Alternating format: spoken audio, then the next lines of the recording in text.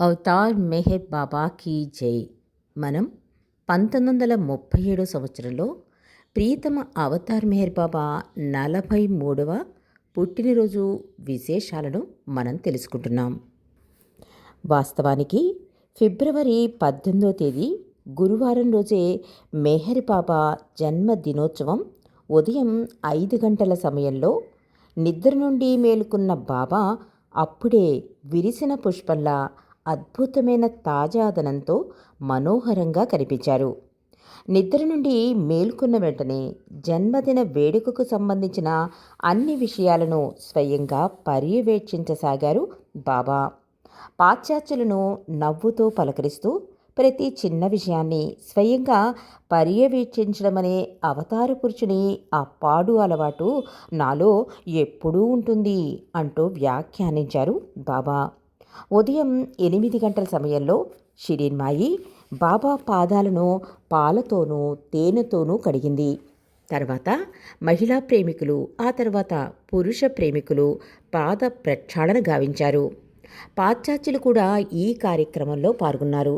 తర్వాత అందరికీ పాలు ప్రసాదంగా పంచబడ్డాయి. అందరూ బాబా దర్శనం కోసం వరుసలో నిల్చున్నారు. చాలామంది పూల మాలలు తీసుకొచ్చారు. బాబా సిల్కు బట్టలు ధరించారు. ప్రేమికులకు దర్శనమిస్తూ ఎంతో తేజోవంతంగా అమోఘంగా కనిపించారు బాబా. వరుసలోని అందరూ ఒక్కొక్కరుగా అవతార పురుషుని దర్శనం కొరకు ముందుకు సాగుతుండగా మరొక పక్క భజనలు జరుగుతున్నాయి. అప్పటికే ఆయన ప్రేమ మత్తులో మునిగిన వారి కోసమే ఆనాటి ఆసంబరాలు. ప్రసాదం కొరకు ముందు రోజు వచ్చిన వేలాది మంది ప్రేమ మధువు యొక్క సుగంధ పరిమళాన్ని మాత్రమే ఆస్వాదించి వెళ్ళారు. కేవలం ఆ పరిమళమే వారందరినీ ఉన్మత్తులను చేయగలిగితే నిజంగా ఆ మధువును గ్రోలిన వారి నిషా గురించి ఏమని చెప్పాలి? ఒక మహమ్మదీ ప్రేమికుడు సెహరాతో బాబాను అలంకరించాడు. సెహరా అంటే మహమ్మదీయ సాంప్రదాయంలో పెళ్లి కొడుకు ధరించేందుకు పూల మాలలతో తయారు చేయబడిన ముసుగు. అందులో బాబా ఎంత అందంగా ఉన్నారో దానిని ఆయన తలపై అలంకరించినప్పుడు బాబా నిండుగా చిరునవ్వు నవ్వారు. ఆ 2 రోజులు అద్భుతమైన విందు భోజనం వడ్డించారు. ప్రాక్ పశ్చిమ దేశవాసులందరూ కలిసి కింద కూర్చుని విందారగిస్తూ ఆనందించారు. భోజనంలో రకరకాల పదార్థాలన్నిటినీ అరటి ఆకులో వడ్డించారు. పాశ్చాత్య స్త్రీ పురుషులెవ్వరికీ చేతులతో భోజనం తినడం చేతకాలేదు. షిరిన్మాయి వారికి ఎలా తినాలో చూపించడానికి ప్రయత్నించింది.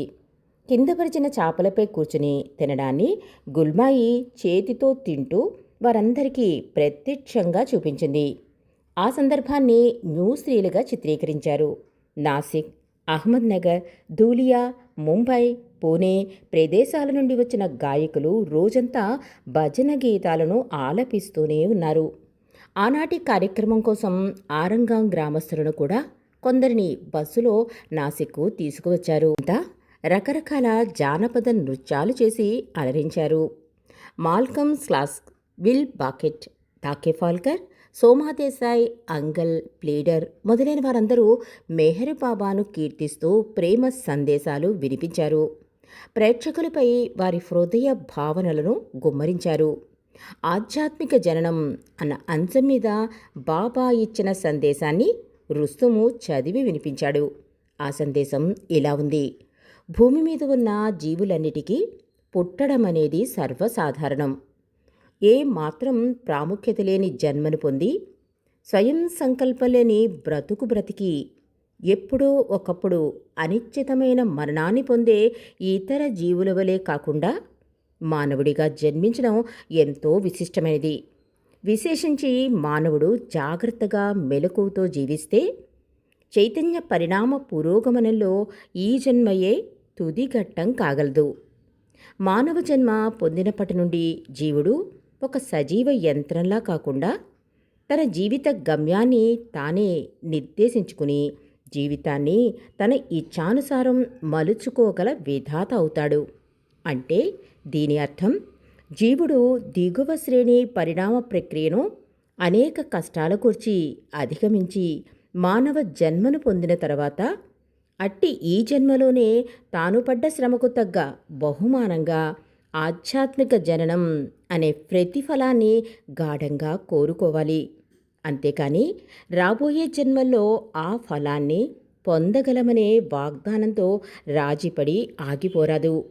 నేను ఎక్కడి నుండి వచ్చాను, ఎక్కడికి పోతున్నాను అను ప్రశ్నలకు సమాధానం కోసం తనలో తాను విపరీతంగా ఏ మానవుడు మదనపడడం మొదలు పెడతాడో అప్పుడు ఆ మానవుడు నిశ్చయంగా ఆధ్యాత్మిక జననం పొందినట్టు చెప్పవచ్చు అన్నారు మెహర్ బాబా. మానవుడు అతి సహజంగా మరియు తనకు తెలియకుండగానే ఒక్కసారి మానసిక సమతుల్యతను పొందితే అతడు భౌతిక పరిసరాలతో సమన్వయం ఏర్పరచుకుని ప్రపంచంలో శాంతిని, సామరస్యాన్ని సాధిస్తాడు. బూజుపట్టిన పురాతన సంప్రదాయాల్లో మునిగి అభ్యున్నత భావాల పట్ల సహనం లేకపోవడం, అహంకారం, స్వార్థపరత్వం మొదలైనవన్నీ ఇట్టే తొలగిపోతాయి. ప్రతి విషయంలోనూ ఒక కొత్త అర్థం కనిపిస్తుంది. ప్రతి వస్తువు ఒక పరమార్థాన్ని వెలువరిస్తుంది. కార్యకారణ న్యాయం ప్రకారం దేశకాల పరిస్థితుల ప్రభావంతో ఈ విశ్వ మహాసాగరంలో ఏర్పడే భిన్న తరంగాల వలె వ్యక్తులు పావులుగాను సాధువులుగాను కనిపిస్తారు. తాను ఉన్నతుడను అని సాధువు గర్వించ పనిలేదు. అలాగే పాపి శాశ్వతంగా కళంకితుడుగా ఉండిపోనవసరం లేదు. ఏ ఒక్కడు శాశ్వతంగా నష్టపోడు, ఏ ఒక్కడు నిరాశ చెందనవసరం లేదు అన్నారు బాబా. ఆందోళనతో నిండిన ప్రపంచానికి నేను ఇచ్చే సర్వరోగ నివారిణి, నేను ఎక్కడి నుండి వచ్చానో, ఎక్కడికి పోతున్నాను అనే ప్రశ్నలకు సమాధానం కొరకు చెయ్యవలసిన కృషియే. యావత్ మానవాళి అందరిది ఒకే ఆరంభం, ఒకే ముగింపు అనే ఎరుకతో కూడిన జ్ఞానాన్ని కలిగి జీవించే మానవ జన్మే చివరకు విశ్వ సోదరత్వాన్ని వాస్తవం చేస్తుంది. తద్వారా సంకుచిత పోరాటం సమూలంగా నశిస్తుంది. ఇట్టి జ్ఞానం కలిగి జీవించే మానవ జన్మకు ఈ భూలోక జీవితం ఒక ఆనందదాయకమైన అంతర్విరామంలాగా అవుతుంది. ఈ జీవిత లక్ష్యాన్ని మీరంతా సిద్ధింపచేసుకునేలా మిమ్మల్ని ఆశీర్వదిస్తున్నాను అన్నారు బాబా. అందరూ బాబాను దర్శించుకొని పూల మాలలు వేసి వెళ్ళిపోయిన తర్వాత బాబా తన గద్దె మీద కూర్చుని విశ్రాంతి తీసుకుంటూ ఉన్నప్పుడు షిరిన్మాయి బాబా దగ్గరకు వచ్చి ఇలా అన్నది, మేర్వాన్, ఇప్పుడు నిన్ను ఈ భూమి మీద దైవంగా కొలుస్తున్నారు. నేను నీకు తల్లిని కాబట్టి నాకు కూడా గౌరవం దక్కాలి కదా. అందుకని నేను చెప్పేది విను. నాకు ఈ ప్రపంచంలో తీరని కోరిక ఒకటి మిగిలిపోయింది. అదేమంటే నీవు వివాహం చేసుకోవాలి అంది తల్లి షిరిన్మాయి. ఇది విని బాబా మౌనంగా నవ్వసాగారు. ఆ తర్వాత ఆయన సమాధానాన్ని చెప్పి ఇలా వ్రాయించారు, అమ్మా, నువ్వు చెప్పేది అక్షర సత్యం. జీసస్ తల్లి మేరీ, కృష్ణుని తల్లి యశోద ఏ స్థాయిలో ఉన్నారో నీవు కూడా అదే స్థాయిలో ఉన్నావు. నిన్ను తప్పకుండా గౌరవించవలసిందే. ఒకనాటికి నీవు కూడా పూజింపబడతావు. ఎందుకంటే నీ గర్భం నుండే కదా భగవంతుడు ఈ భూమి మీద జన్మించింది.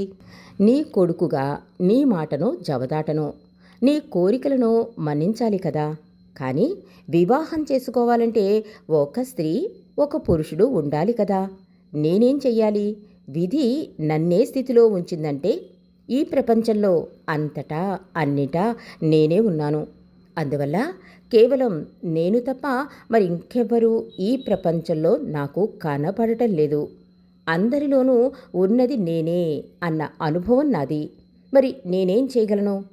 ఒక వ్యక్తి సినిమాకి వెళ్ళి ఆ సినిమాలోని అందమైన నటీమణిని చూసినప్పుడు ఆమెను వివాహం చేసుకోవాలి అనుకున్నాడనుకో, చేసుకోగలడా? చేసుకోలేడు కదా.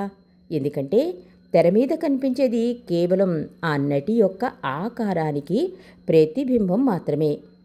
ఆ విధంగానే మాయా అనే తెర మీద నేను మిమ్మల్ని అందరినీ చూస్తున్నాను. అటువంటప్పుడు నేను ఎలా వివాహం చేసుకోగలను అన్నారు బాబా షిరిన్మాయితో. తన కొడుకు వివాహం చేసుకోవాలన్న ప్రగాఢమైన కోరిక షిరిన్మయ్ మనసులో ఉండిపోయింది. బాబా ఇచ్చిన సమాధానం ఆమెకు దుఃఖాన్ని కలగజేసింది. ఎందుకంటే బాబా చెప్పిన విషయాన్ని ఎలా ఖండించాలో ఆమెకు అర్థం కాలేదు. పూణే నుండి వచ్చిన గాయకుడు కృష్ణ మాస్టర్ సాయంకాలం నుండి రాత్రి 1:30 వరకు గానం చేశాడు. బాబా ఆనందంతో అతని గానాన్ని మెచ్చుకున్నారు. పాశ్చాత్యులందరిలో అలసట ప్రస్ఫుటంగా కనిపించడం వల్ల బాబా వారిని వెళ్ళి నిద్రపోమన్నారు. ఆ రాత్రివేళ మరింత చలి పడుతూ ఉండడం వల్ల రానో తన నీలం తెలుపుగళ్ల సాలువాను బాబా కోసం పంపించింది. అది ఎవరిదని బాబా అడిగారు. రానోది అని చెప్పారు. అప్పుడు అనారోగ్యంతో బాధపడుతూ తన దర్శనానికి రాలేకపోయిన ఒక ప్రేమికుడికి బాబా దానిని పంపించారు. అప్పటి వరకు జరిగిన మెహర్ బాబా జన్మదిన వేడుకల కన్నా ఆ 2 రోజులు జరిగిన వేడుకలు కన్నుల విందుగా అత్యంత వైభవంగా జరిగాయి. పాశ్చాత్యులకు అది మరవలేని అనుభూతులను మిగిల్చాయి. చాలా సంవత్సరాలుగా బాబా తన పుట్టినరోజు వేడుకలను నిలుపు చేశారు. కానీ ఈ సంవత్సరం తన విశ్వ కార్యక్రమం కోసం వేడుకలు జరపడానికి అనుమతించారు బాబా. ఆనంద బాష్పాలు హృదయ మాలిన్యాన్ని కడిగివేశాయి. ఆయన ప్రేమికుల మనసులోని కుల, మత, వర్ణ విభేదాలన్నీ తొలగిపోయాయి. అన్ని బంధాలు, ప్రత్యేకతలు తుడిచిపెట్టుకుపోయాయి. ఈ అశ్రు ప్రవాహంలో అక్కడికి వచ్చిన వారంతా మెహర్ బాబాగా వచ్చిన ఆ దేవదేవునితో ఐక్యత కొరకు ఆరాటపడ్డారు. ఆ 2 రోజుల వేడుకలు ముగిసిన వెంటనే అందరూ తమ తమ ఇళ్లకు వెళ్ళిపోయారు. బాబా ప్రేమను వారి హృదయాలలో నింపుకుని మరీ వెళ్ళిపోయారు వాళ్ళు. ఎక్కడా ఎడతెరిపి లేకుండా వరుసగా జరిగిన కార్యక్రమాల గురించి మండలివారు చర్చించుకుంటున్నప్పుడు బాబా ఆది సీనియర్తో ఇలా అన్నారు. తీవ్రమైన ఇంతటి పని ఒత్తిడిలోనూ పరిపూర్ణమైన ప్రశాంతత మనసులో నెలకొనగలిగితే అదే అన్నిటికన్నా అత్యున్నతమైన ప్రేమ అన్నారు మెహర్ బాబా. ఈ జన్మదిన వేడుకలలో గురువరేణ్యుల పాదాలను కడగడమనే హిందూ సాంప్రదాయాన్ని పాశ్చాత్యులు తొలిసారి చూసి పులకించిపోయారు. దీని ప్రయోజనాన్ని మెహర్ బాబా మరొక సందర్భంలో వారికి ఇలా వివరించారు. భౌతికంగా పాదాలు శరీరానికి దిగువన ఉన్నప్పటికీ ఆధ్యాత్మికంగా ఎంతో ఉన్నతమైనవి. పాదాలు ప్రపంచంలోని మంచి, చెడు, అందము, అందవికారము, శుభ్రము, అపరిశుభ్రము మొదలైన వాటి గుండా నడిచి వెళతాయి. అయినప్పటికీ అవి అన్నిటికంటే ఉన్నతమైనవి. ఆధ్యాత్మిక దృష్టిలో సద్గురువు యొక్క చరణాలు ఈ విశ్వంలోని అన్నిటికంటే ఉన్నతమైనవి. కానీ ఈ విశ్వం సద్గురువుకు ధూళితో సమానం. ఒక సద్గురువు చెంతకు ప్రజలు వచ్చి ఆయన పాదాలపై తమ శిరస్సు నుంచినప్పుడు వారి సంస్కారాల భారాన్ని ఆయనపై ఉంచుతారు. ఒక సాధారణ వ్యక్తి నడిచేటప్పుడు అతని పాదాలకు అంటుకున్న ధూళివలే సద్గురుని చరణాలు విశ్వమంతటి నుండి సంస్కారాలను సేకరిస్తాయి. జీసస్ కూడా జీవన భారాన్ని మోస్తూ శ్రమించేవారంతా నా వద్దకు రండి, మీకందరికీ విశ్రాంతినిస్తాను అని చెప్పడంలో ఈ సంస్కార భారాన్ని గురించే ప్రస్తావించబడింది.